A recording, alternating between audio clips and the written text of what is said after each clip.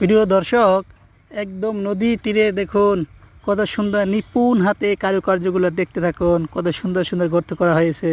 দেখুন আল্লাহর কি নীলা খেলা। এই তো নদীর খেলা, নদীর এপার ভাঙে ওপার গড়ে। আপনারা দেখতে থাকুন, কত সুন্দর একটি পরিবেশ, মনোমুগ্ধকর। দেখুন কারুকার্যগুলো দেখতে থাকুন, ভালো লাগবে।